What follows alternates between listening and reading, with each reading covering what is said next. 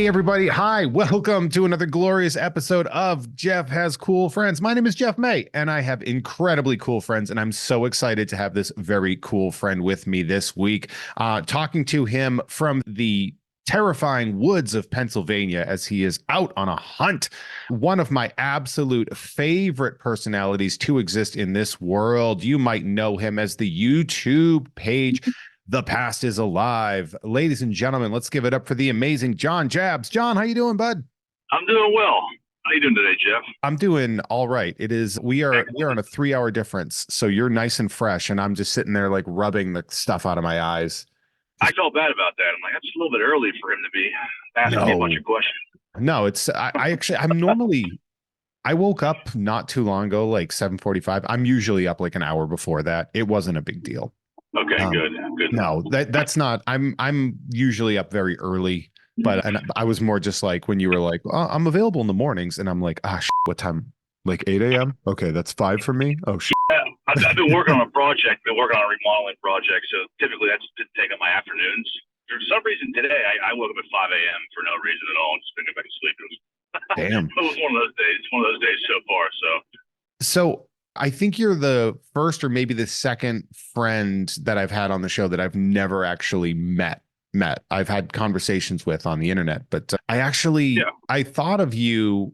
So basically what it comes down to is Dre, my co-producer on Nerd, who also helps run my YouTube, has been doing breaks on my page. And he was like, hey, do you mind if I do it? And I was like, absolutely. And you actually, I was watching one that he was doing and you jumped on and yep. you were I've like, been there a hey, couple days ago. Yep. and he didn't understand what the past is alive was. He was like, "Oh, why Yeah. would somebody say that?" And so I afterwards we did a debriefing, and I was like, "So that guy," and I was explaining, I was like, "So the past is alive is the name of his channel," and I was like, "And that's the guy that when I wanted to look into breaks and I was doing research, this was the page I found where I was like, this is the energy that I want." So in a way, like when I do I Must Break You or I do breaks, the energy that you bring to your page is exactly what I saw and was like, this is the guy. That's awesome, man. I love to hear that. Yeah, it was one of those things. I certainly don't, I'm not going to be you and I don't want to be you, but I was Right. like, the way you interact with your community and the fun that you have, like you clearly have fun while you're Right. doing this. Like it is, Absolutely. this brought the energy of this guy is opening cards with his friends 25 years ago and talking about it. And that to me is I was like, that's it. That's Exactly. that's That's what I set out to do entirely. It's like the community is very, very close knit, and it's like we have all been friends for years. Like you said, it's like it's 25 years ago. it's become one of those things where I myself, because like look, like I also do a similar thing, right? Like you and I, we both exist on the internet. We talk to people that we don't see. We just talk Right. out into the ether. They interact with us with words sometimes, but we create that parasocial relationship. And I found myself in the very unique position of being on the other end of that parasocial relationship and starting to be like, oh, that's why people want to send me things. Or that's why people want me to come to their town or something like that. Like I Right. found myself Right. wanting to be like, I want to send him something. Right. And I found, And you did. You sent me something awesome. so I yeah, was I was, I was blown away by that. yeah, Did not that's expect that at all. yeah. So for those of you that we're not are not familiar, Aaron the Plant, former guest of the show, you might know him from TV shows such as Primal, or you might have seen him or heard him in Resident Evil. He's a great actor and brilliant man, but he's also a fantastic artist. And he takes original animation cells and he puts them over horror backgrounds. And John, I sent you because you're a big real Ghostbusters fan, right? Like that's your thing. Love it. Yeah, it's my thing since I was 2 years old. And so yeah, I ended up I asked Aaron, I was like, hey man, like I know a guy, he's a huge Ghostbusters fan. He's got a lot of stuff, but he absolutely can't have this. I know he doesn't. So is there Right. a way I Yeah, could that buy was it? a true one of one. I did not expect that at all. That was absolutely amazing. Yeah. Thank you so much for sending that. Oh, of course. It's actually I found out it's two animation cells over each other, which I think Yeah, is I wasn't sure what because it was the twins from The Shining was like the background, Mhm. and was that now is that that's an original that he drew? So no, I think the Shining background is like he found like a high res photo of it, printed it out, and then laid over Oh, two original I got animation you. cells over it to create that little piece. But like, and he was like, "Oh yeah, of course." And I was like, "How much?" And Aaron's like, "Absolutely not. You're not paying me for this. Like, just give it away." And it was one of those things where I sent it through like one of those like UPS store things, and it like did not show up Right. for like 9 weeks. And I was like, well, It took a while. Yeah, it took a while. I was like, that cool thing got lost, but it eventually did make it to you. And without the letter that was in there, which I found very interesting. I'm like, well, I don't know why you guys kept the Yeah. letter, Right. Right. Exactly. but anyway, But it got to you. But so The Past is Alive is your YouTube page, and it is at The Past is Alive. So just all those words yeah. with no spaces. And I was Yes. wondering like how and when you decided to create this channel. So it was the winter of 2018, and it actually came about through a suggestion from my brother. My brother, sure most people have watched his videos or at least heard of him, Jab's family. He had started a channel probably about a decade ago or so, roughly. And him and I used to go out hunting flea markets. Like typically, I've been doing this for a long time, going to flea markets and things of that nature. But I didn't get back into the hobby till about 10 years ago, 2013, 2014. So I actually told him about it. I'm like, hey, I've been going out these places and seeing baseball cards and this and that. And it was bringing back all these memories. Him and I started going out together on these hunts, and I was taking all these places that I found. And then he started making videos about those places. And he told me, like, hey, you should do videos about vintage toys. Because that's been a thing of mine for a long time. And I've always been more so a toy collector than a card collector. That's kind of like Hmm. switched over the last several years, where like cards took precedence over toys, essentially. But that was the whole premise of it, was to start a vintage toy collecting channel and showcase like the things that I buy and like toy shows and conventions and stuff like that. And it didn't last very long. I think my very first video was maybe like a recap of stuff I bought at a flea market. I think the second and third one might have been like some rookie card videos. Like, here's my rookie card collection. That was just, I can't watch my earlier videos because they're so bad. Just like there's no enthusiasm in there whatsoever. I'm like, how did anyone ever watch this? It's horrible. But the longer you do something, the more comfortable you get with it, and the easier it becomes, as with anything else.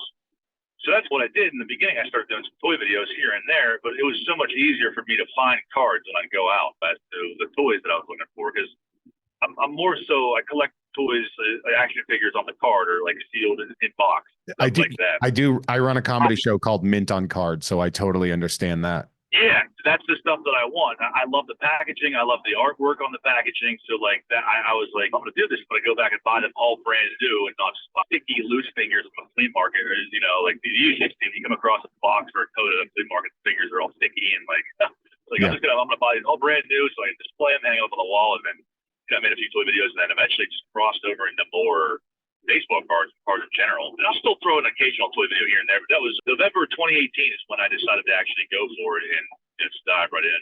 50 away from 22,000, so it's Well, slowly chugging along. if we're only 50 away from 22,000, I've got big orders for the people listening to this show, which is get your ass over to youtube.com/ at the past is alive and hit subscribe. First and foremost, you won't be upset. Second off, if you're there watching a live video that John is doing, there's a good chance I'm in the comments interacting. So you and me can watch the show together.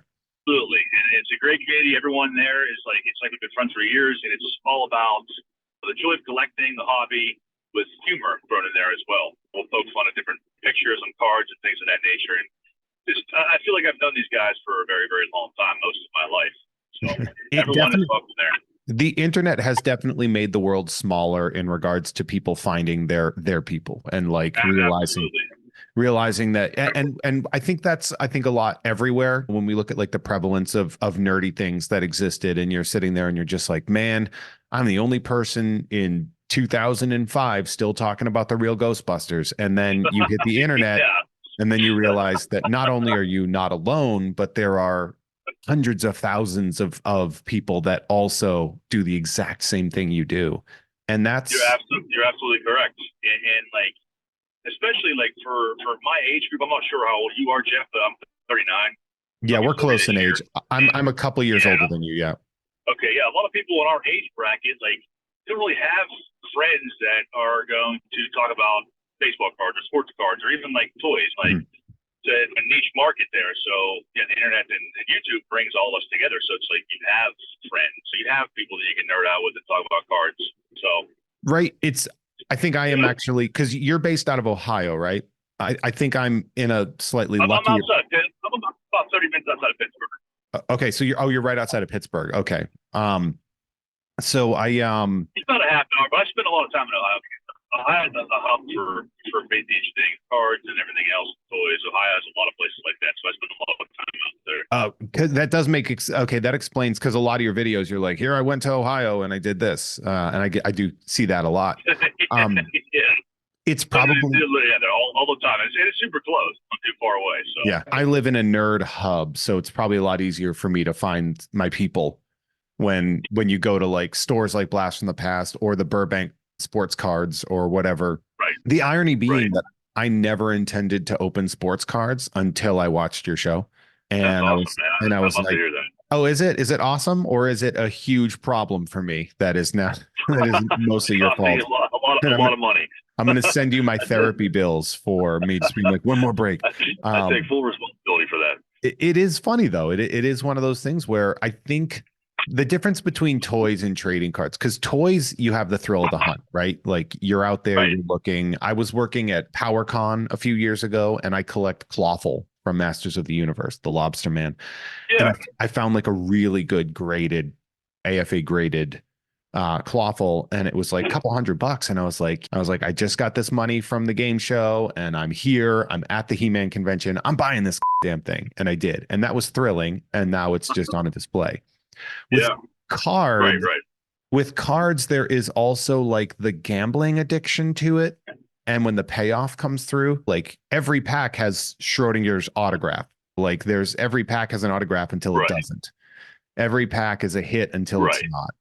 And that's what I think makes this so addicting, which is a problem, I guess. 100%. Yeah, that's definitely how the modern card market is. It is pretty much 100% gambling. Yeah. and the prices you pay for boxes and things of that nature now is happening what they used to be. Absolutely. And you've actually discussed that on one of your shows that you do on the channel. And actually, because it's funny, we're going to start talking about those. But like I started to look at this, and so like you started in 2018 and you're doing this. How much, because I know a lot of people, one of the problems, not a problem, but this is a thing that you have to deal with a lot. And so now I'm getting that runoff, which means that like you're having like influence grandchildren here of a lot of my people are starting to get into breaking online. And they're like, oh, I started watching I Must Break You, and it was really fun. So now I'm doing Pokemon breaks, or now I'm doing whatever.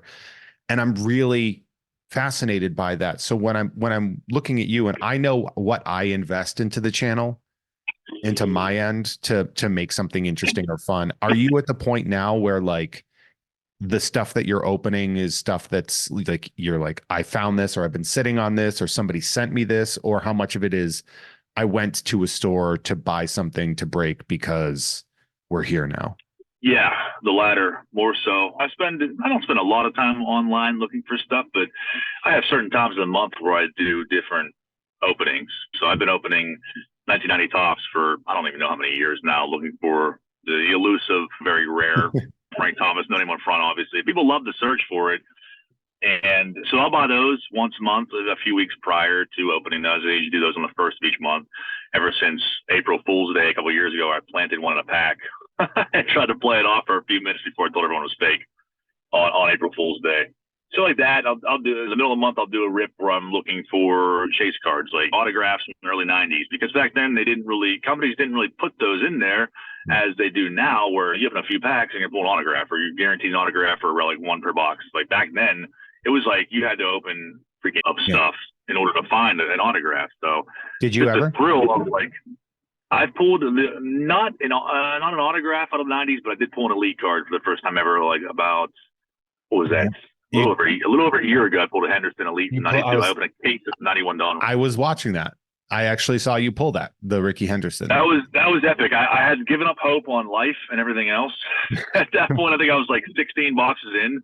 I was like, I just want this to be over. This because it's not even Dawn Rush. There's nothing really fun about it. There's really no value to those cards. It's back then they were obviously fun because there was like stars like Phil Plantier and stuff that you wanted to get their rookies. That was our guy. Now, yeah, now it's just like it's hard to look at because they either have the blue borders or the green borders, depending on what series they are, and it's just like let's just get through this. But I mean, the elites, no one really knows. There's not really a set odd number. Like, well, you can pull these one per case.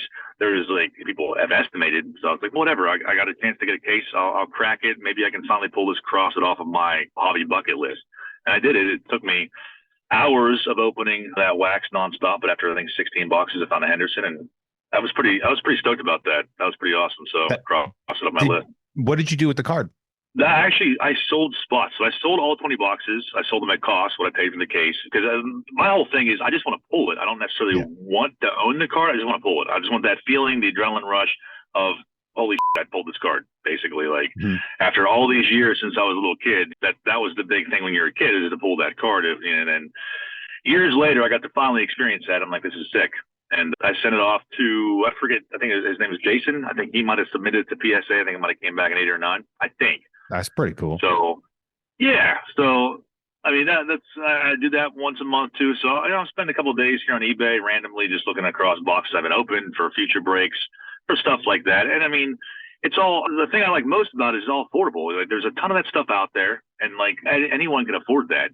Whereas you can buy a box for $30 basically on eBay and have a chance of possibly pulling an elite card or an autograph. Whereas you buy a Hobby Box now of tops, it's like $100. A jumbo is like $200, and like a lot of times it's not worth the $200 you spend on it. So it sure isn't.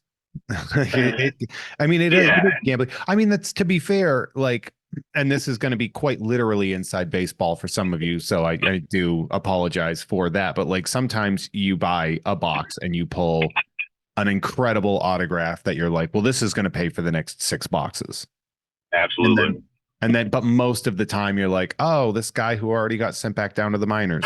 Instant regret. It's like when I open new packs, like that's what I have like every time. Like, I love it because I collect rookies by nature. I always have. So like, I'll still take the rookies and put them aside and keep them, see if the guys pan out over the next few years, or put them on PC, whatever it is. But yeah, it's most of the time it's just like, I see people buying jumbos in 2024, and it's like, I spent $200 on this. I got like a $30 autograph. Yeah, but I did that. Yeah, exactly. So you know exactly what I'm talking about. Yeah, I bought one, and it's funny because on the break, people, like the comments, like people have messaged me because I forget who the auto was, which is always a good sign of 2024. It was like, I bought a jumbo hobby for 180, and I was like, well, look, it was the day it came out, and I'm like, I can save the receipt, I can write it off on my taxes because I'm filming it. Yeah. But I was like, so let's do this, and both of my relic cards were Astros. And it's just one of those things where like there is not a more tainted baseball team. Houston Astros.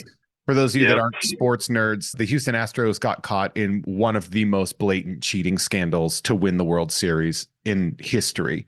So it's this like real, and it's not that long ago. So no matter how great Yordan Alvarez is, there's still the stink of the players that came before him ruining it for him. So I was sitting there and I'm like, another damn Astro. What the? Yeah, exactly. Yeah, like Jose Altuve, great ball player. But yeah, I mean, he has all that stigma attached to them because of that scandal. I got lucky. I may have mentioned this to you, at least in the comments, because it's my badge of honor is when I was 9 years old. I bought a fat pack of 1992 Score for $1.49, and I pulled the Mantle auto. What? Yeah, the franchise Mantle. The Mantle by himself, or like the Musial and Yes too. Could you imagine if I pulled the Mantle Musial and Yes? Yeah, incredible, man. Yeah, that's still. I've done math on that before, and it's come down to like you have to open like over 100 cases, so 20 boxes per case to have a chance of pulling that Mantle autograph. And this was a $1.49 out of my own childhood money to get 92 Score, which would have been the worst investment if the gamble didn't pay out. That's absolutely insane, man. You do still have it. Okay, so here's the story for that. Now, in college, I sold it for rent because I needed to pay rent, and the baseball card market had fallen apart. I didn't really care about baseball cards anymore. It was around 2001. And I was just like, look, I need to pay my rent and I can't live in this cardboard rectangle. I can't eat it. I can't drive it. The thing that I think is important for us to remind our listeners, readers, watchers, whatever, is this hobby is frivolous. It is what it is. Like, it's, if the world collapsed, our hobby would be the first thing to become worthless, right? Right. Like, it's not something that it's nostalgia. It's literally the name of your channel. The past is alive. Right. It's the drug of nostalgia. So I was like, I came to peace with the fact that I had to sell it. And I was like, you know what? It's fine. You did yourself a favor 10 years ago. Let's move this. And so, but I'd always lamented it. I remember the serial number on it, number 1458 of 2000. Wow. Ray, the guy who was doing the break that you dropped in on, and my co-host on the Nerd podcast, actually, as a gift, found one and sent it to me as a thank you, as a present. And that was amazing. Wow. Yeah. That is absolutely incredible. Yeah. Incredible. So I got it back, and that was pretty rad. But the show isn't about me. It's about you. And you do a show. So I'm going to give some shorthand for people that aren't familiar with this world. When you talk about packs of cards, we have a thing called wax, and wax is usually the stuff from the 80s and 90s or before.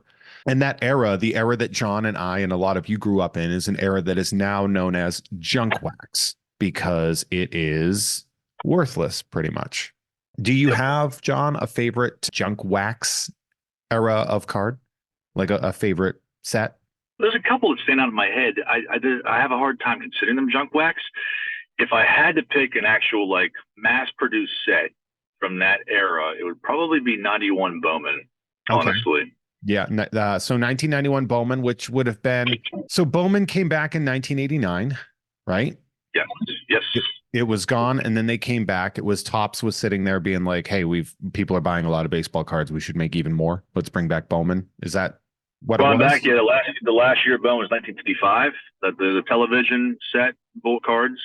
And yeah, they took a hiatus until 1999. They came back out with the elongated cards, which as a kid, I didn't really like them. I don't think a lot of collectors liked them because I hated them. They stuck out of top loaders. They stuck out of penny sleeves. They stuck out of binder pages. You had to buy specialized everything just to accommodate these big ass cards.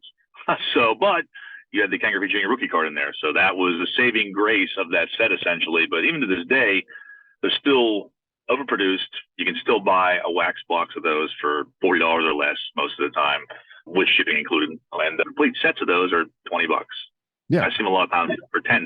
So it's just, that is the epitome of junk wax when they are mass producing, just printing the hell out of all these cards to a scale that, like, I don't think a lot of us really comprehend. Like, I tell people that all the time. When you look back and on eBay, like 100 listings for an 87 Topps box, and a lot of people are familiar with 87 Topps. It's an iconic set, the wood border, the wood grain border. Yeah, I've talked to people that say the print runs were 2, 3, 4 million per card. I've talked to shop owners that have said it's more like closer to 20 million per card. And it makes sense because you have over 30 years later, you still have a ton of these available for $30 a piece. It's insane. Like the sheer scale that they are printing these cards in, and people look back and they're like, well, it's 30 years old. It's got to be worth something. Like, not necessarily. There's so much of it out there. Everybody has a shoebox with Barry Bonds rookies and stuff in their attic. Like most people have that. I see it constantly when people call me to buy collections. I have to have it. I have that same talk, I don't know how many times a week, where I'm like, yeah, this is 80s and 90s stuff. I know you think that it's old. It is old, essentially, but that doesn't make it worth value, essentially. So I have to explain the whole junk wax era thing. And there are sets from the junk wax era that I don't consider junk wax, like 90 Leaf, which was produced on like a lesser scale. Mm-hmm. And because of that, they have much more value to them. Like if you look at the Frank Thomas 90 Leaf card, and like guys from that set, they have much more value to them to this day. And they did back then too. So. Yeah. I mean, that was similar to, like, I worked at a comic book and collectible store back in Massachusetts, and we would have a lot of people that would bring in their 90s Image comics ready to cash in on all their money from Brigade and stuff. And we'd be like, oh, hey, yeah, this is not worth anything anymore. Sorry. Yeah. It sucks too, because I feel like they think that I am lying to them in most cases. And when I explain to somebody, I try to pull up and physically show them like, hey, like, here's eBay, here's the sold listings, this card because there's an app out there called Collects. I don't know if you've ever heard of that. COLLX. So what this app is, it's for sports cards. You take a picture of whatever card you have, and it brings up an average of sales from eBay. But what the problem with it is that it brings in all of the graded cards too. So I've seen people that have 91 tops Ricky Henderson or whatever it may be, and they're like, oh, this app is telling me this is worth $300. It's not. You can find that card in any 10-cent box at any card show you go to. It's mass-produced junk wax, but it's bringing in those PSA 10s, those high grades, into that average number, and it's throwing a lot of people off because they're looking at $300. I'm telling them it's worth 5 cents or 10 cents. So you gotta have to show people proof that their cards aren't. Yeah. You're like, I'm not lying. I'm not lying. Yeah, exactly. Seems like I'm lying, but I'm not lying. I have that conversation constantly. Like I pride myself on being very honest with everyone on what their stuff's worth. Because I do go and I look at a lot of collections. I get a lot of phone calls. I usually get 1 to 2 phone calls a day of people saying, hey, I have cards. I don't want them anymore. Can you come take a look at them? How do they know to call you? Just from Google. Just they type in sports cards near me on Google. And when I had a retail store 2 years ago, the Pass Is Live storefront, it's still on Google. So I've left it up there to this day. No address, obviously, but there's a phone number on there so people can call me directly and say, hey, I have cards for sale. I don't know what to do with them. They're in my attic, and I'll go and meet them somewhere or go to their house even. And sometimes it works out. Sometimes I get some good collections. Other times it's 90s junk wax. It's not worth anything. But I still like to do it. I still like to see what people have and the thrill of the hunt, obviously. Yeah. So, God, that's got to be fun. So like once a week, roughly, you go out to look. Yeah, maybe even more so. I had a call yesterday there was a guy that called me that actually had juveniles in a detention center. That's probably about 20 minutes up the road from my house. He's like, hey, I have two clients here that they have sports cards from the 80s and 90s that they want to sell. I'm like, all right. I think there was football and baseball. I was like, and in those years you could find decent stuff. It's not all worthless. That's what I always try to tell people too. Like there are good cards from this overproduced era. Like if you look at football, you have Barry Sanders and Deion Sanders and everyone else, but most of it is not going to be what people think. It's not going to make them rich, essentially. So yeah, unless you have like the 86 Topps football set, it's going to be harder. Yeah, exactly. Jerry Rice, and like some people may have those, and like they could be perfectly centered and like just crisp and pristine. And essentially, that could make you a rich person. If you have a Jerry Rice and it's perfect, you send it in, you get a 10, like you are now rich. And for the most part, that's a lot of money in your hands now. So, what's the best thing you've ever found in one of these calls? Oh, I bought a collection recently that had a few Mickey Mantles in it. It was probably about 70,000 cards, roughly. I would say there were, I think, 11 5,000 count boxes.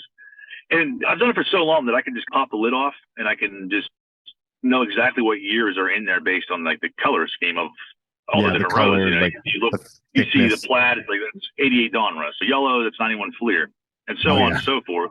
86 Topps, you can tell what that is just seeing the cards in the columns there. So that was like pretty much all overproduced stuff. But the guy had a tin full of nothing but 60s and 70s cards. And a lot of them had rubber bands around them, which is terrible, but that sometimes it ruins cards, obviously. But I mean, there were some mantles in there, and he also had a bunch of scrapbooks, which was so freaking cool, man. I don't know if you saw the video I did. It was probably see this video, yeah. It was like a preview video. Then I did a live stream, and the live stream kind of didn't go all that well because I didn't realize my Wi-Fi on my phone was turned off while I was doing it until like after the video was over, and everyone's like, "This stream is filmed at like 8-bit, man, or whatever." Like, it was pretty bad. But there was a lot of good stuff in there, and the scrapbooks were amazing because the guy that put them together, he literally had like editorial, like, you know, all kinds of stuff clipped out of the newspaper from the 60s and 70s, articles about Mickey Mantle, about Pete Rose. He actually got like the little photo corners, and instead of gluing the cards into the scrapbook, he put the photo corners in there, and they're all well preserved.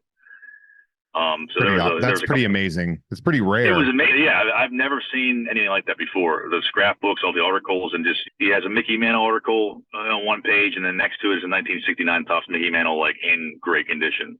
So what are you going to send that one in for grading, or? I think so. So I was doing SGC there for a little while. I never really set out to be a Mickey Mantle collector. That was my dad's favorite baseball player, so he has a few of his cards still in his collection to this day. But it just came out of nowhere. I started getting calls for random stuff, and before I knew it, I started having mantles, and now I probably have, I don't know, maybe 20 of them or so. So I was like, I'm gonna start sending all these in, And they're all, the only 50s mantle I have is a 58 All-Star card. I have two of those, and one's an SGC 6, but the rest are all 60s. But still, I still like to have mantles no matter what they are. Yeah, and that seems like it's like Michael Jordan, but of baseball, right? You essentially can't go wrong with collecting, or mantle or vintage, whatever it may be. I feel like you're taking a big risk if you're putting a lot of money into new players. I mean, look at the whole Wander Franco scandal. Like, people paid over $100,000 for a couple of his cards, probably more than that, honestly. And look at them now. You see them in nickel boxes now at card shows and everything else. So for most of you that don't know, Wander Franco was a baseball player for the Tampa Bay Devil Rays. He was considered one of the best prospects of a very long time, and he also got arrested for pedophilia. So yeah, it's still an ongoing case, but it doesn't look good for him. Yeah, he got arrested for it. He's not convicted yet, but the evidence doesn't look great. No, it doesn't look good at all. So people were literally just sinking so much money into his stuff, and now it's all pretty much worthless. No one wants it. Yeah, you can always see that. You always know the guys that really did invest, because all of a sudden they've become pretty big on the Constitution, and they're like, well, it's unproven. It's unproven yet. And it's like, come on, man, you could see all this evidence. And they're like, he's innocent. This is his screw job. And I'm like, like, hey, man. I mean, the evidence definitely seems to point to him being guilty. Yeah. So, I guess we'll see what happens, but it definitely does not look good for him at all whatsoever. It doesn't. That's a perfect transition to what does look good, actually. I don't know if you know this, John, but I have a Patreon. It's patreon.com/JeffMay, JEFFMAY. And if you go there, you can actually sign up to become a producer of this specific show. Very exciting. What that means is you pay me a little bit of money, and I say your name a few times on this show, and me and my guest, John in this case, we might comment on it, we might talk about it, but either way, we're going to say that name. So, John, I'm going to read some names. We can talk about them if you want, or we can just keep moving. You ready? Absolutely.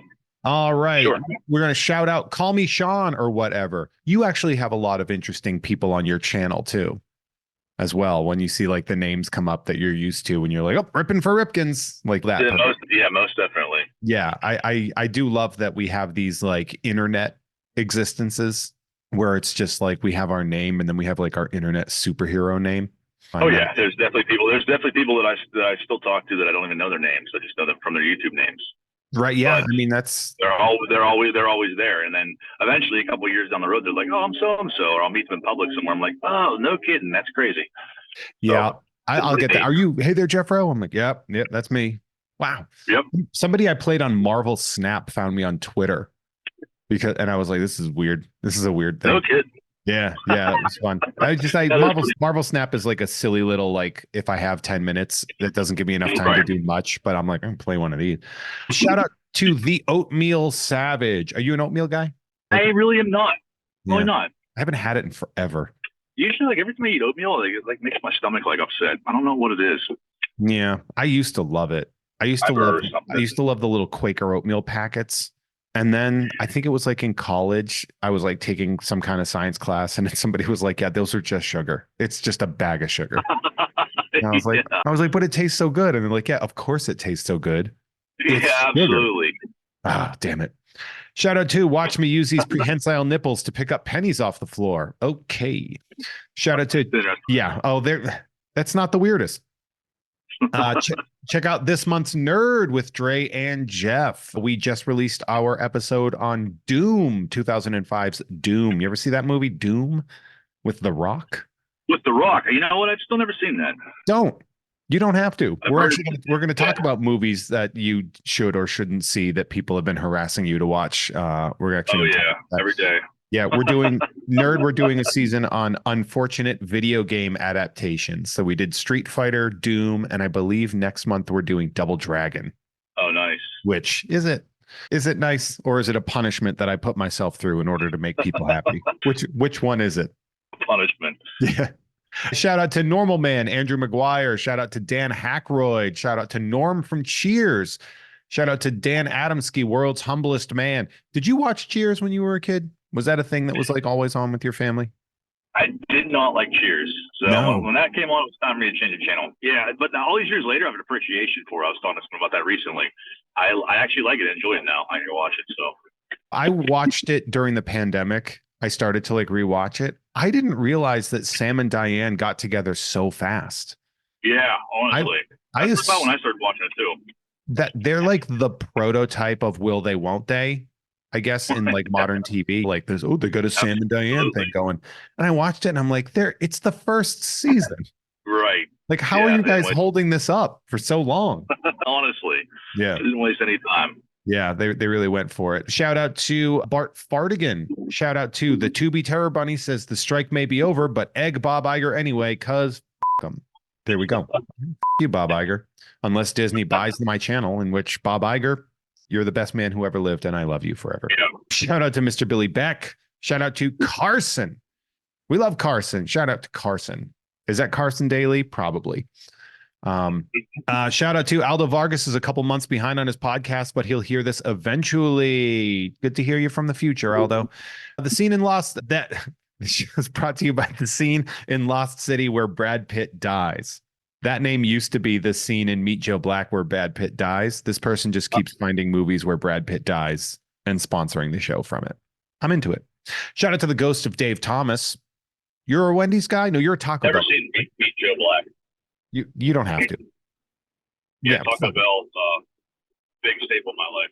So you're a big Taco Bell fan. It's actually really funny. There's like a Taco Bell near me, and every once in a while I'll drop by it and I'm like, you know what? I think I'm gonna have diarrhea today. And then I pull in.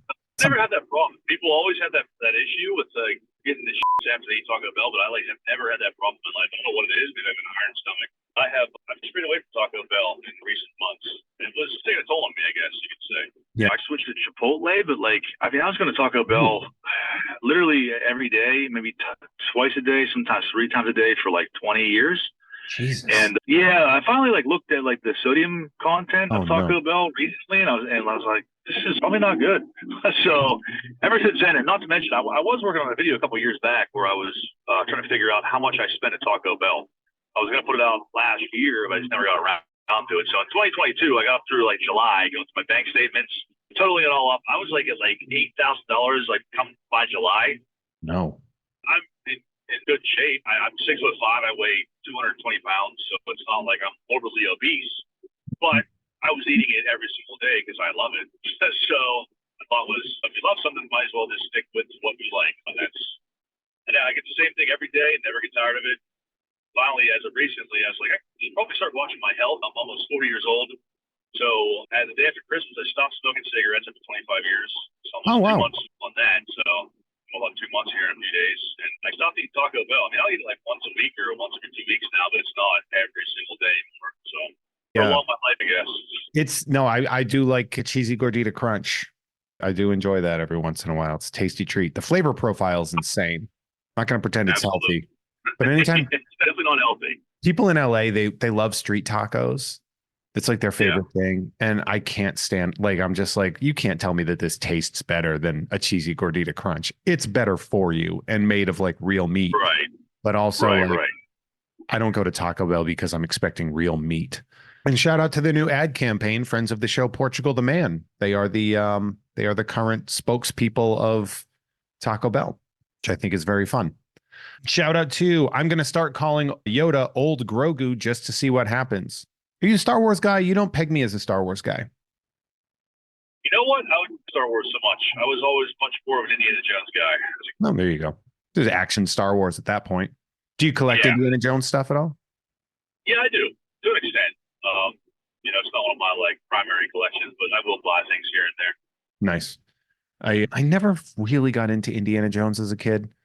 I thought I've watched them all, but I don't know. I never really. I like Last Crusade. I think it was more so just because of my dad. Oh yeah. My dad was always in Indiana Jones. He was never really so much into Star Wars, so I think that's why I ended up just not being too into it as a kid. That's fair.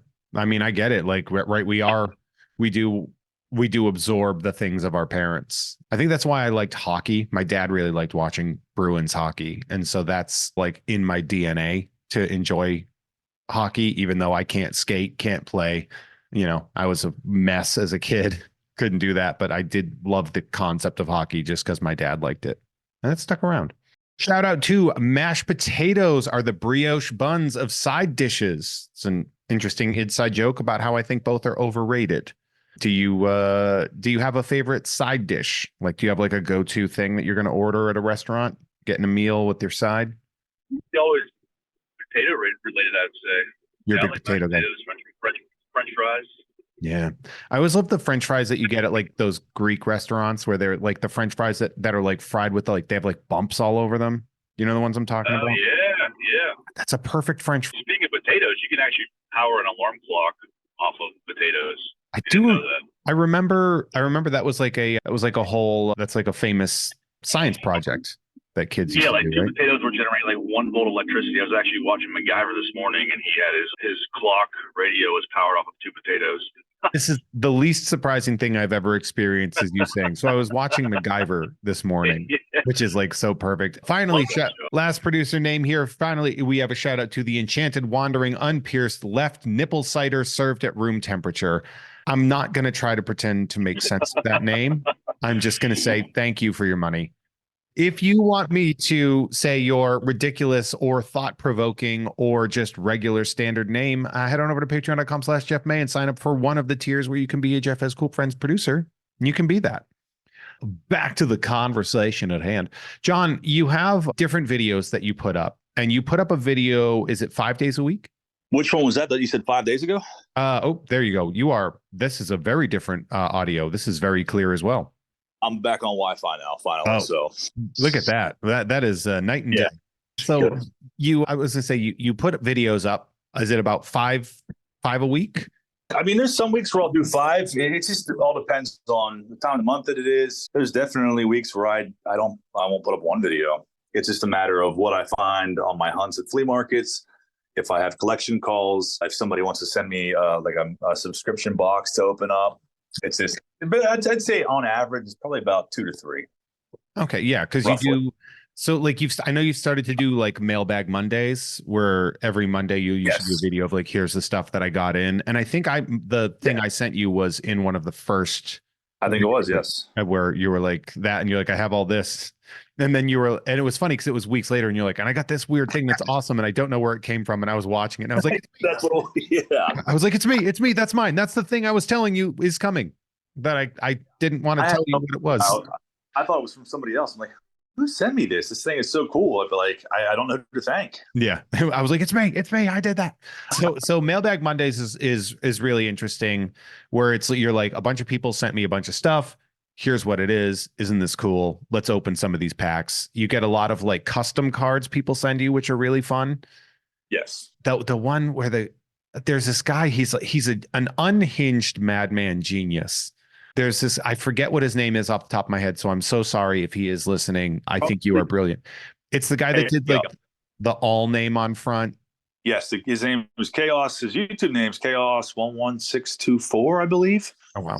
Yes, he does custom cards, and like he is a creative genius. The stuff that he comes up with is it's phenomenal. It works perfectly. Yeah, he does these like, inverted error cards. Like there's this famous 1989 Fleer card of Randy Johnson where there's a Marlboro ad in the back that they've like corrected. And he did one where it's like Randy Johnson, but the head is a cigarette and his face is on the billboard in the background. Yes. Yeah, it says, and he puts them in one-touch magnetic cases, and then he prints out like a custom PSA looking sticker and label to put on there.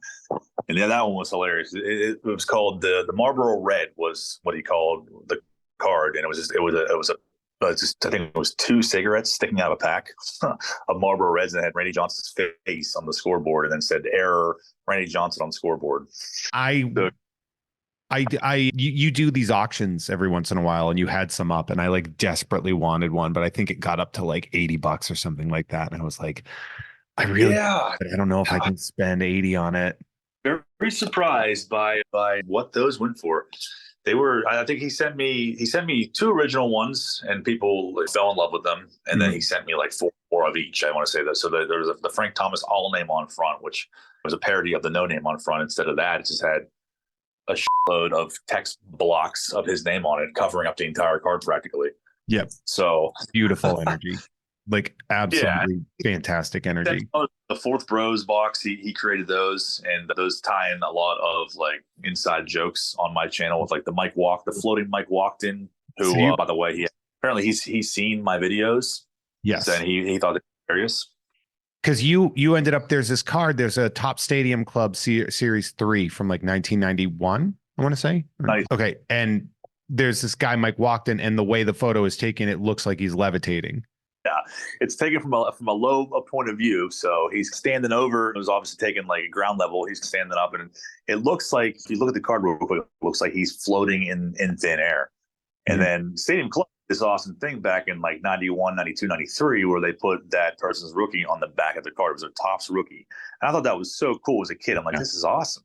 And that was the card on the back. So you had this creepy floating guy levitating on the front, and then you flip it over in the back, and then it's it's just a picture of the front of the card. It's like, this card is an anomaly. This is awesome. So I did a video like opening a box of those. You can buy a box for like $20, $15, something like that. They're not really valuable at all whatsoever, but I opened a box and then looking for this Mike Walkton, and it was titled Mike Walkton Hunt in 92 Stadium Club. And somebody commented on my video like within the last few days, and they're like, hey, like, if you want Mike to sign that card, he will. He's the one who told me to watch this video. He thought it was awesome. Mike Walkton himself has watched that video of me hunting for his rookie card. That has to feel really great. He thought it was hilarious too. Like, so, and I've seen people have created memes on like the Passes Alive Facebook group. I want to believe, and it's just a picture of him floating and like, So there's all kinds of like. God, I really do. I really do like that. That was there a similar. We did an episode of Nerd on the Tick comic book. Remember the Tick, like the cartoon and stuff? We did one on the comic, and I think somebody tagged like Ben Edlund, and he listened to the whole thing and was like, I love this episode. It's incredible. And he like shared it and told everybody, like the guy that created the Tick, who's now like a famous TV writer and producer. It's like, yeah, I took an hour and change out to listen to your little podcast. And I was like, that's the best feeling ever. That is so awesome. Yeah. So like that you have this inside joke with Mike Walkton, and he just is like, I absolutely saw it, and I shared it with all my friends, because that's got to be like, I mean, he probably like a couple times a week, people will be like, did you really play baseball? He's like, yeah, I did. I made it to the show and doing that thing. And then he's like, oh, also there's this YouTube channel that's obsessed with my baseball card to the point where they filmed their video looking for it. Same thing with like the Dennis Cook 93 for deck with him on the back, like looking like a homicidal maniac. And like, there's so many ones like that. And since you're talking about things like that, there was actually the wife of, I think it was Bart Sears, who was involved in Marvel. Oh yeah. He used to do all the Wizard covers. His wife reached out to me a couple months ago, late last year, and said that I guess they watched my Cops and Crooks video from a long time ago. This is probably, I don't know, 4 or 5 years ago when I first started channel. I did a video on my collection of those figures. He's like, we came across this, and my husband thought it was so cool that you were showing all these, and he had a big hand in designing these figures and the artwork and everything else. Awesome. And I don't think she said that. I think she said that he didn't have any like original stuff laying around. A lot of it got thrown away, but like just the fact that she reached out to me, I think 2 or 3 different emails, just saying how cool he thought that was, and he watched my video. That's so awesome. It makes it all worth it. I used to love Bart Sears in the 90s because he was like Wizard Magazine. Do you remember Wizard Magazine, the comic book magazine? I don't know. So Wizard was like the Beckett of comics. Oh wow. So if that, there you go. I found a way to make you understand.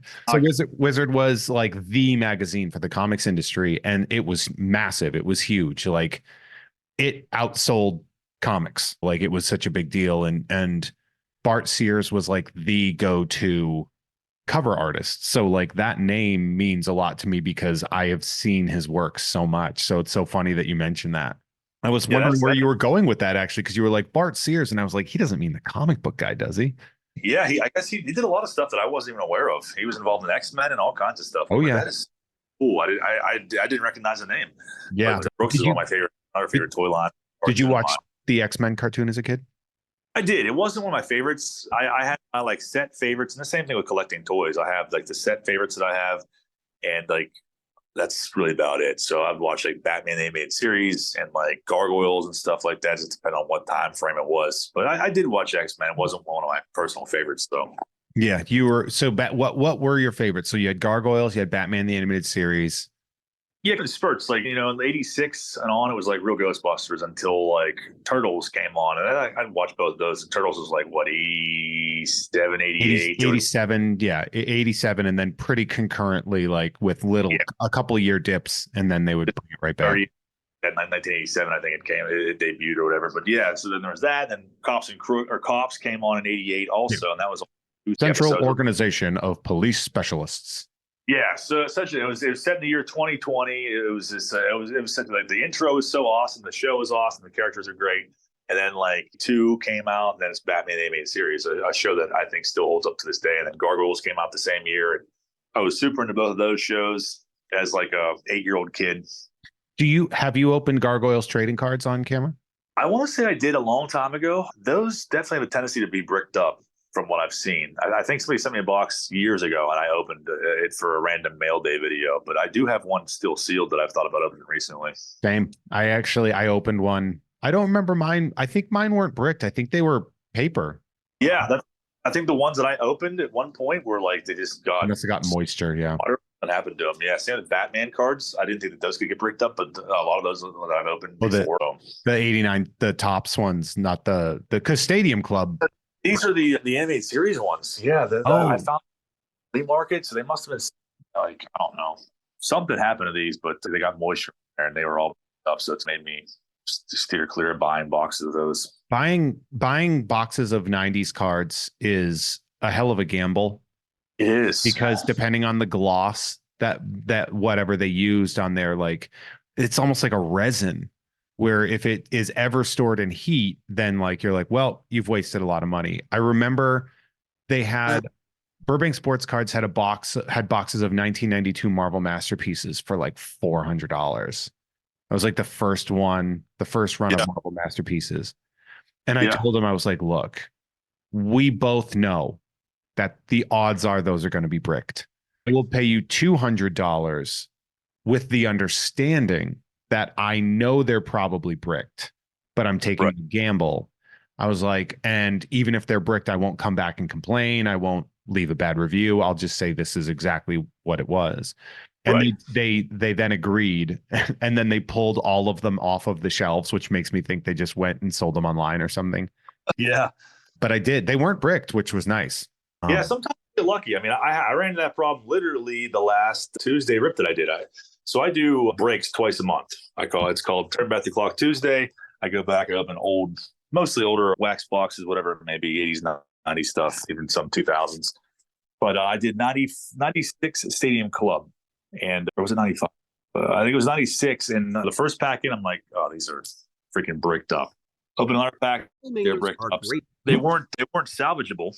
So I ended up having to just junk that whole box, and I went with another box I had on the shelf, 95. 95 wasn't bad. So yeah. If you can find them for a good price, definitely by all means buy them. But there are certain brands in the 90s that I will not go near, like with a 10-foot pole, like 93 Upper Deck, notorious for bricking. Like I don't really think it matters so much how they're stored. It's just those cards just had that. They have that UV ultra varnish coating that just destroyed them all these years later.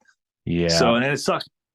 Jeter Series 2 93 Upper Deck is a Jeter series. So I do have one box of that. And like, you can tell just by moving the pack wrapper around, if there's like any flexibility. You can usually always tell if they're bricked most of the time. And the one box I have actually feels like it might be good, but I can't bring myself to open it. It's just so like, it is that idea of like, while it's sealed, it is still perfect. But once you pull it, just you like, never know. So, and it's tough because there's some really good years that have potentially great cards, like Ichiro and the 01 Topps. 01 Topps is another one. I would never touch a box of those because they are just notorious for being ruined. Yeah, I never opened it wasn't ruined. So it is very interesting. It's funny, like I also open hacks of cards I do sports cards mostly with Adam Todd Brown, my co-host on You Don't Even Like Sports and You Don't Even Like the Show and all that. And we opened a box of 91 Upper Deck, and I pulled a Jordan, and he's from Illinois and he's like a big Jordan fan. and I pulled the Jordan baseball SP, and I was just like, dude, I can't keep this. Like, it's yours. Take it. And then he sent it in and it came back as a 10. So I was like, I Really? feel like I just gave you $500. Yeah, that's And crazy. and Wow. he had already had it in a 9, and he's like, here, just take this 9. And he's like, it's yours now. But That it was, was no, that's definitely still cool. That's a tough pull. yeah, No, no. you typically want every 2, 3, 4 boxes before you Jordans. Yeah, we mentioned SP. That means short print. That means that they are not coming in with the frequency of a standard card that you would get out of a pack of cards. It was funny because Adam, like, we started out doing stuff together on a website called Cracked, which was very popular before it got very bad. And one of the people that watches our breaks was actually the wife and maybe the guy, but like they owned the card shop he went to as a kid. So Oh, they wow. were like, hey, we watch your stuff.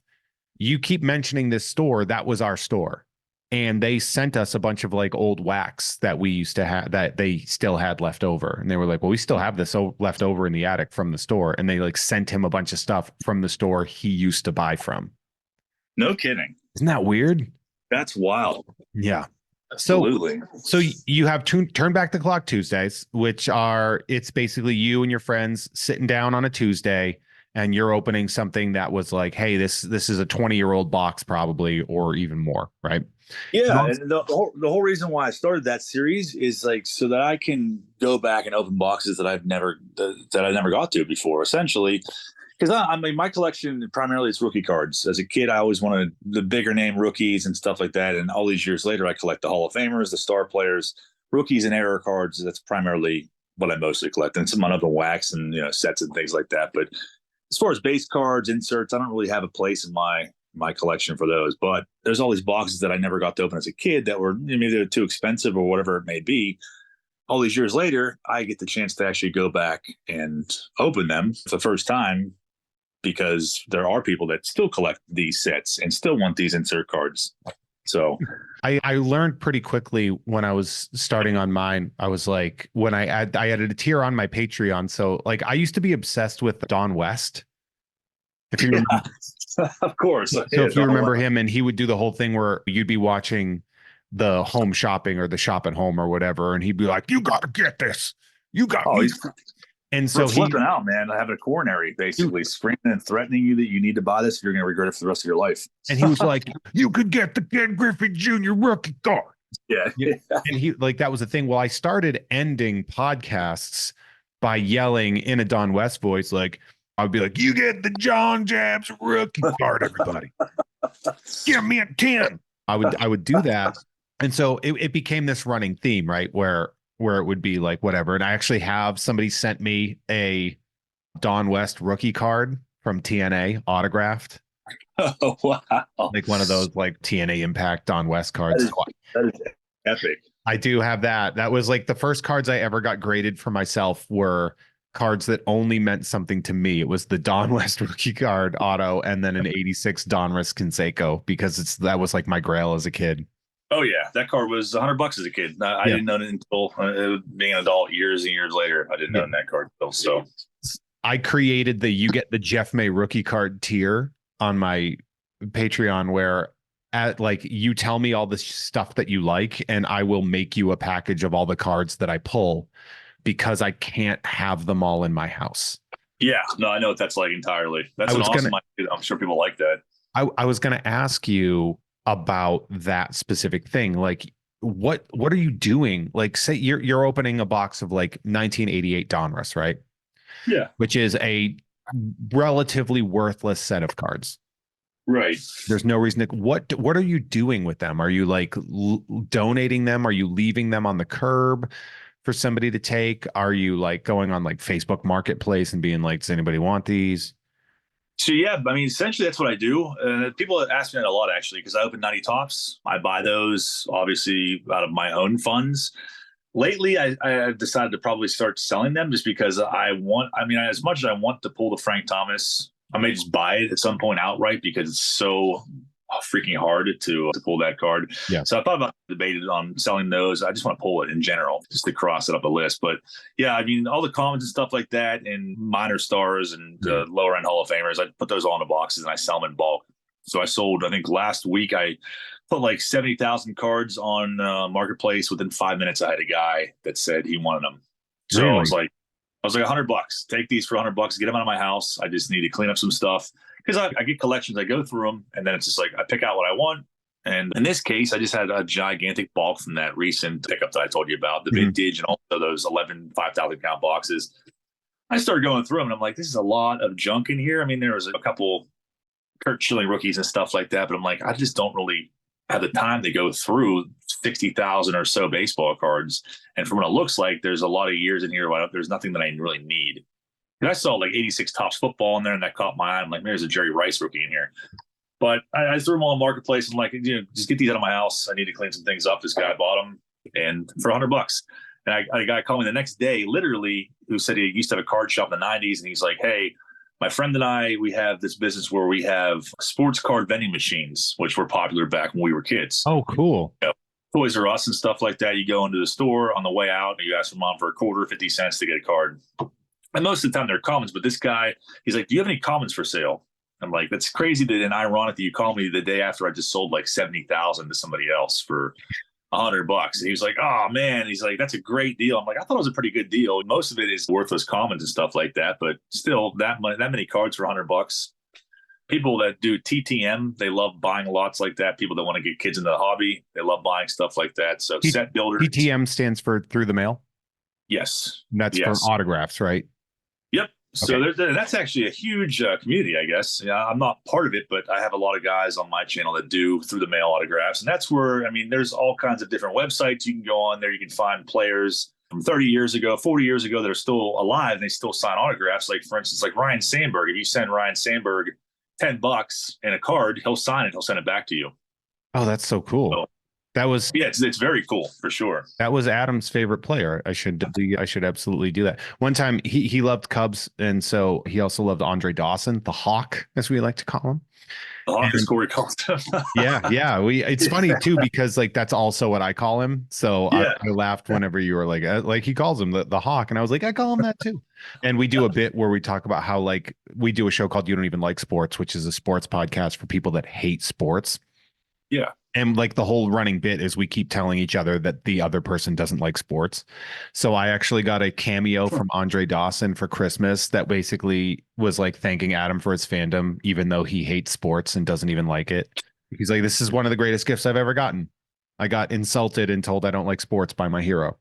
And that means that is a great gift. I had a similar thing happen to me where somebody got me.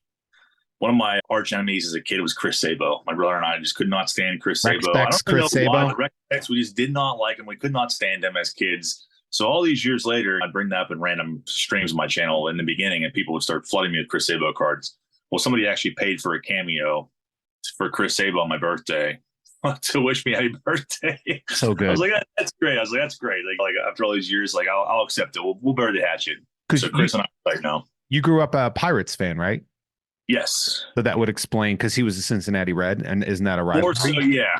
The Reds, we didn't like the Reds, we didn't like the Braves, obviously, but yeah, so that's more so why we didn't really like them. But the Red Specs didn't really help out either. I remember when I was in high school, in my math book, like an algebra book or something, there was like a word problem page that was all about Chris Sabo. Me and I wish I could find that math book or like that. I'm sure if a cursory Google search and I could find what Rand McNally ass textbook it was, but like me and my friend Mike were just like, what the heck? And this was like 1996 or 1997. Right. It was like definitely like a post Sabo era, and we were just but it was like there was like pictures of him, like cutout picture, and like maybe like his Diamond King card or something like that, and we're just sitting here and we're like, what the is happening right now? Like in born Reds as a kid. That's crazy, man. That existed. Crazy. Yeah. Solve for Chris Sabo. I'm going to search for that. That's going to be my needle in a wax stack. Yeah. I'm going to go online, and I'm going to try to find the Chris Sabo math book. Go on eBay, it's like $100 on there. Yeah, right. Textbooks are still so expensive. crazy like that. That's wild though. I've never heard or seen that thing before. Yeah, I actually have some old textbooks from when I was a teacher, and I'm just like, I feel guilty throwing these in the trash because I know how much they cost the school Yeah. district. But I'm like, Honestly. they were like, I think the wholesale price for getting these books, it was like $82 a book. Was it really? Yeah. Gee, that's Yeah. crazy. I I believe remember- it though. I have to believe it. They're expensive as hell. I was on an exploratory committee to like pick the next history book, and it was a nightmare. It was like the biggest nightmare to do this. And they were like, you get to pick what book you need. And then they picked like the dumbest book. And I was like, it was like so dumbed down that I was like, I feel like the kids are going to be insulted that we got this book. Yeah, right. I was like, I feel like the kids are going to be like, why is this book for babies? And why are we being forced to read it? Yeah, honestly. Did you guys have the Scholastic Book Fair out there when you were younger? When we were younger, yes, absolutely. And we actually, even when I was a teacher, they had it. It was less. Did it really? It seemed smaller than when I Right. remembered it. And then I remembered like, oh, I'm 6'4" now.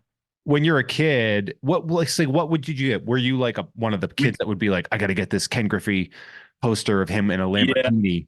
Yeah, Lamborghini posters. Yeah, I always wanted like the Barry Bonds poster. I want to say I did a recent video where it was like rating my parents' attic for my childhood toys. Mm-hmm. There's a video I talked about doing for the last 5 years, but I finally did it like a month ago or whatever, and almost fell through the ceiling of the attic, which was a different story. But there's a Barry Bonds poster up there that I filmed in a video that I'm almost positive came from the Scholastic Book Fair back in the early 90s. But it was always like, I got to have this Goosebumps book or whatever it was, Mhm. Goosebumps and some sports poster.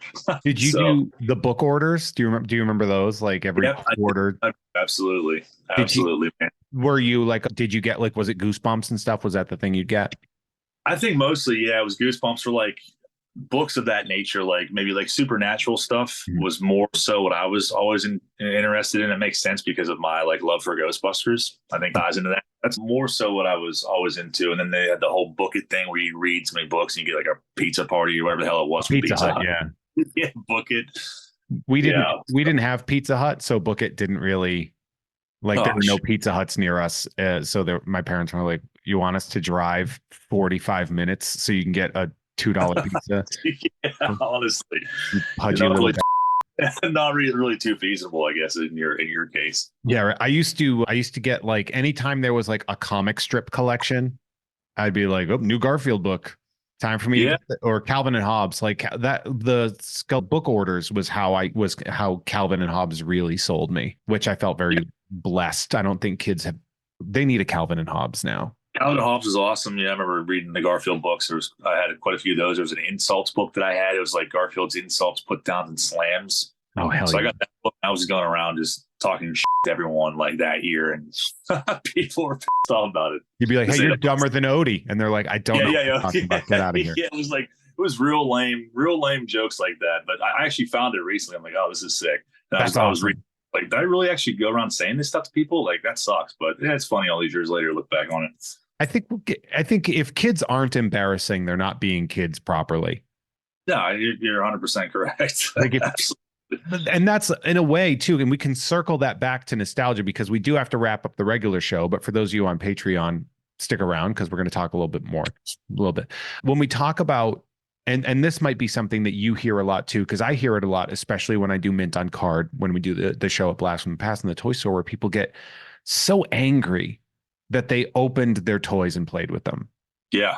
Because they're Yep. like, man, like, okay, I know for a fact that you have very valuable Ghostbusters toys, right? You have the glow in the dark last run of them. Yeah, don't I do. I have it right behind me. I can turn my camera on if you want. you? If you want to, you're more than welcome to. I know what they look like. Yeah. And so you have those, right? And those are, for the most part, any 80s or 90s toy run, any toy line, the last set is going to be the one that's going to be the most valuable because the interests are low, the production is low. So they end up disappearing into the ether. Those things are worth a lot of money. But the reason they are is because people love them and they played with them. Absolutely. And I think a lot of those were actually the Ecto Glows. And I think was it 92 or 91? I think it was 92 that those came out, the very last run. And then a lot of them didn't even make it to shelves. So the line that I have is actually all unpunched, and obviously unpunched things they carry more value. I picked them up during the pandemic. I think it was 2020. So everyone got their COVID check. Stimulus. They got the stimulus check, and then instead of like I don't know, doing something productive with it. I went and bought toys with it. So somebody had that whole line on eBay for like $750 for all 5 of those figures of Ectoglows. That's a really good deal. It's a great price because most like nowadays they sell like one of those sells for about close to that much. Yeah. So especially on Punch. So I would roughly probably value them like $2,500. I would say close to it, around there nowadays. Do you have them in like cases or anything? They're in Toy Shield cases. Hell yeah. Hanging on the wall right behind me. It's the room's kind of a mess, but yeah, it's all here. Yeah, so they'll come up to me a lot and they're like, you work in the collectibles area, right? And I'm like, I do. And they're like, if only I didn't play with this. And I was like, if only you didn't play with this, you wouldn't care about it. So that's very true. That's a very good way to look at it. Like toys are meant to be played with. Comic books are meant to be read. And when you're a kid, baseball cards are meant to be traded and handed off to each other, and corners worn down and beaten up and stuff like they're if a child, I think a child that would be money motivated would be a real piece of kid. I couldn't agree with you more. Like, absolutely. I mean, that's why it has so much value, is because it's sentimental value. We look back, we think of these great times that we had with these things, with cards and opening cards with friends and collecting and trading everything else, and toys, all the great memories you have playing with those toys. That's the only reason why they have so much value to us nowadays. If nobody played with Ninja Turtles, nobody would be collecting them. Like, no, not at all. Yeah, you imagine how boring your childhood would be if you just like got a Donatello figure and just like took it and just put it on your dresser, just looked at it. Dude, sometimes people will. I did that with when they re-released Star Wars toys in 1995. I collected them as like art, and I was like 13 to probably 18 or 19 by the time I stopped collecting them. And I look back at it and I'm like, I bet you really did want to play with those, didn't you? Like, you just kept them in the packages and they looked cool, and they did look neat, but at the same time, there is that aspect of it. And the reason I think that you do appeal to so many people, that so many people love watching your Needle in a Wax Stack, your Turn Back the Clock Tuesdays, your weekend recaps, the jam-packed stuff that you get in the mail, super great. We're gonna actually talk about that in the Patreon exclusive stuff, but like your mailbag stuff, people send you things. It's because we all share this form of nostalgia. And you were like, this is what I want to talk about, right? Because you have like and the way I say it, it sounds so derogatory, but you have a real job, right? I do. Yeah, I do. I have a primary job. I'm on call 24/7. I oversee group homes for adults with disabilities, so autism and things of that nature. I've done that for over 10 years now. Wow, that's fascinating. That's a really interesting job. And that's what keeps you going, right? That's very the bills. It's definitely a rewarding job. Yeah, it's been very good to me. So, and then The Past is Alive. This is me this is what I want to do. This is fun. This is fun for me. I want to do this. I love what I do as a job, but absolutely. And it's turned into like a second job for me, essentially. And it's a hobby. So I always see, if you can find something that you love to do and you can find a way to make money doing it, then you are truly successful. Well, and John, I do want to thank you too for not just for coming on the show, because that's great. That's an hour and a half of your time that I really, really appreciate. But absolutely, even more than that, I do want to thank you for cultivating such a great community with your channel and having a channel that, like, and I started telling this, and I'm not sure I did, but like, I was talking to Dre, who was doing that break afterwards, and I was like, The Past is Alive is the guy that when I watched it, I was like, this is the energy I want to bring. I want to do my version of the community that he's built, the interactions that he's had. And I have taken that, like, you have influenced me, and you've influenced more than me to do that. Like, I went looking for somebody like you. Other people found you and got inspired. Like, I went looking for inspiration and found you. Other people found you and got inspiration. And so you get to be both of that, which I think is fascinating. I love that, man. I love to hear that. That's so cool. And I told him, I was like, go watch some of his videos. I was like, go to his YouTube account, watch one of his videos, report back to me. And he came back. He's like, I see why you really like this guy. He's like, I get it. I see it. Like, and I was saying, like, that audience interaction, that knowing that when a live feed is going, he's doing it while he's also talking to the people that are there. So John, tell people that are listening, like, where they can find you. So I have social media like everybody else. I have Facebook. I have personal pages. I have like pages for the Passes Alive. So Instagram, I'm on there under the Passes Alive 1984, but I'm not so active on there. The best way to interact with the community that I've created and also with myself would be on the Passes Alive Facebook page. It's a closed group. So all you have to do is basically go to join it, and we'll accept you into it as long as you're not a bot or something of that nature. And it's what I always tell people, it's a continuation of the live streams. So I'm very active on there. Everyone else that's on my channel is active on there, posting stuff, posting funny things, posting things they pick up. There could be toys on there, random other nostalgic pieces. But that's the best way to find me. The Passes Alive on Facebook. It's a private group. It's about 1,500 people in there. I'm on there. So if you guys want to, I thought so. Yeah, no, I go on there. I don't go on Facebook a lot, but I do check in, and I do like I'll want to talk, or I'll want to see what people are talking about or hanging out. And that is one of the few things that brings me joy. Now, on top of that, and I did mention that before, but y'all, you got to go to youtube.com/@thepastisalive and just absolutely subscribe and hit the notifications bell. The live streams are great. If you want to interact in a live stream, there is a good chance, if I'm not recording or working, that I am in watching. I have a blast. Yeah, Jeff, you're always in there. I appreciate it, man. I try to be. We love to have you in there. I try to be. And it's funny too, because like I will do the things that other people like. I don't know how to explain it without sounding like a weirdo. The way I guess some people interact with me is how I interact with you, where I'm like, I love this guy. I love what he's doing. I want to reward him for a thing. I want to send him stuff in the mail. Like I guess the easiest way to say it is I have you on as a cool friend. And I certainly do feel that way, but it's in a parasocial term, which means I'm actually just a fan. Yeah, I appreciate it, man. I definitely appreciate it. And people send me pictures through email, and they post them in groups and stuff like that. They'll sit there and they'll crack open boxes while I'm cracking open boxes on their TV. It's the coolest thing ever. Oh, hell yeah. It's awesome. So I love that. I love that. I love that so much. For those of you that are freeloaders, definitely go check that out. Your episode is about to be done. If you want to hear more from me, head on over to patreon.com/Jeff May, where you can get early access to uncensored episodes with bonus content, including the bonus content we're about to talk about.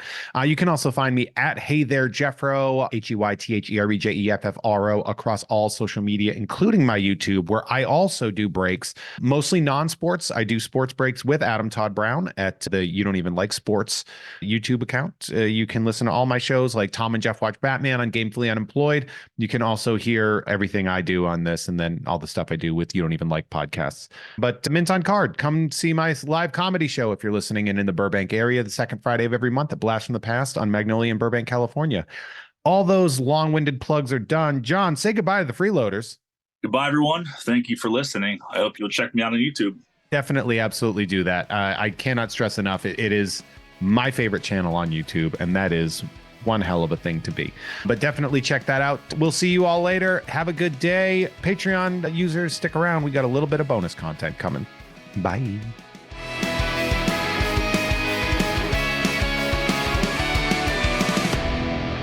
Hey everyone, our artwork is created by Justin T. Brown, who can be found at Artness by Justin Brown on Instagram, as well as artnessbyjustinbrown.com. That dope music you heard is by Troy Nababon, available at Troy Nababon on Instagram, as well as at troynababon.com. Nababon is spelled Nababan, and boy, does that shred. Thank you all so much for listening. See you next time.